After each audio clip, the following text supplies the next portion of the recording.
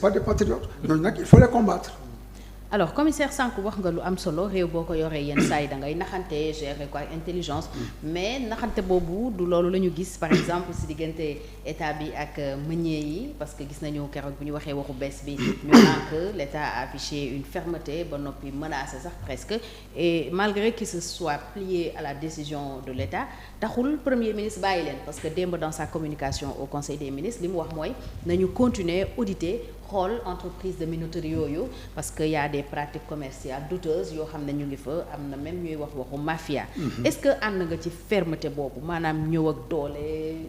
napp gaa yi gëtal leen wala il faut aller peut-être vers des négociations. Non ma d'accord ci loolu. Oui parce que l'État bu ma nee naxante xam nga yëfi stratégie la. C'est-à-dire qu'à un moment donné da ngay naxante parce que. xëy na bëggoo régler un problème vraiment nga sukkandiku ci violence waaye fekk ki ngay waxal aussi xëy na am na pratique yi mu doon def mu koy réussir mu bëgg la ko def te yow nga xam ko da ngay bañ parce que à un moment def naa fi benn émission pour ne il faut que l'État sévisse. État dafa war aussi sévir waxuma nag comme ni ko. déedéet comme ni ko le griot la Samba Khadim Samba doon waxee ne état dafay def lii déedéet waxuma loolu de mais c'est là que l'état doit sévir c'est là que da ngay discuter ay nit boo leen discuter mais si tu sens que ñii effectivement danoo yaakaar seen doole ba yaakaar ni yow l'état ils peuvent te faire pilier mais nga wane aussi sa bopp et cetera comme je dirais meunier yi parce que ci li ma dégg am na jotuñu waxtaan ak état waaw ba d'accord ci yenn yi peut-être que aussi peut-être que ils sont surestimés waaw te état aussi état bul nangu ñu lay napp parce que bu la nappee rek jeex na dootoo mun def dara quoi et je crois que moi j'approuve à 100% le comportement de l'état gis nga fu mujjee et c'est valable aussi dans tous les secteurs aussi il faut voir avec les transporteurs comment ça s'est passé état aussi mais tu es là aussi pour défendre les intérêts des citoyens donc comme je dis il faut sévir de temps en temps c'est pourquoi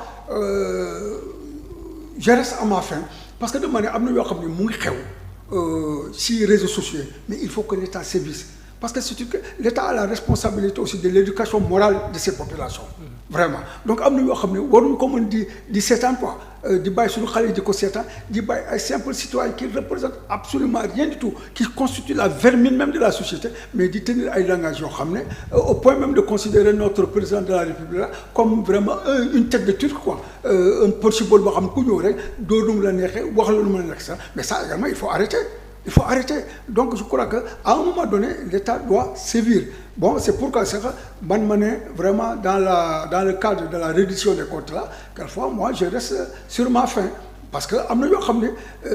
3 mois après bon je me rends compte que bon pratiquement les gens sont là en train de vadrouiller ils sont tranquilles ils sont pas inquiétés etc alors que pendant des années on nous a rabâché les oreilles diw lii la diw c'est un voleur diw c'est un milliardaire diw il entasse des liasses dans sa maison etc bon jusqu'à présent absolument rien et malheureusement je dis encore une fois je ne sais pas l'État ne m'a pas donné d'explication boo xam ne elle est convaincante pour le moment peut-être que am nañu explication mais dans ce cadre-là il faut que ñuy communiquer parce que il faut reconnaître que am na ñoo xam ne mais génn nañu réew mi am na ñoo xam ne génne nañu réew mi am na ñoo xam ne fi mu ne fii li nga xam ne dajale woon nañ ko seen kër mais génne nañ ko foofu rawale nañ ko et cetera et c'est ça la vérité et cetera donc c'est parce que dès le début rek les gens n'ont pas pris les mesures idoines qu'il faut pour vraiment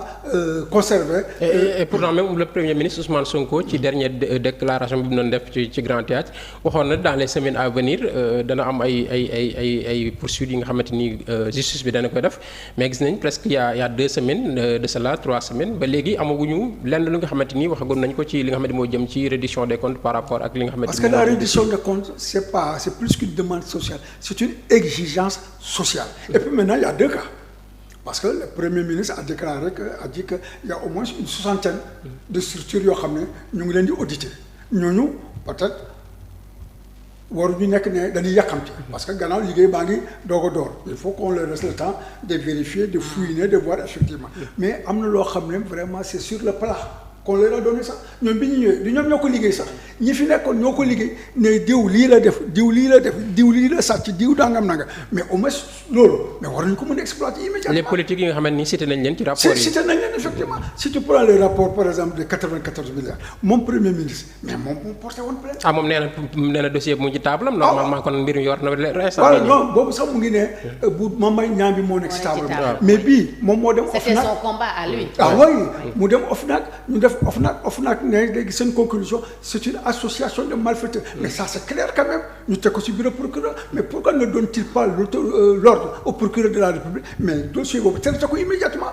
le dossier est là devant vous les éléments probants sont là et cetera mais nañu convoqué ñooñu jàpp leen vraiment bu ñu war a dugg mandat de dépôt ñu dugal wala s'il le faut le procureur mu jëbal ko juge bi am na ay infractions yoo xam ne bu ko visé il est obligé effectivement de mettre ces gens-là sous mandat de dépôt. kon tey da nga am doute par rapport ak li nga xamante moom mooy taxawaay bi ñu waroon am. surtout ci dossier non du question doute mais c'est que je me pose des questions. waaw c'est-à-dire que je ne trouve pas d'explication à la lenteur. waaw parce que un gars comme Mamour Diallo vraiment qui est à l'origine de tout ça vraiment je ne comprends pas que on ne puisse pas le ko dégg ba léegi dégguma ñu koy convoquer te il est à l'origine de tout parce que moom moo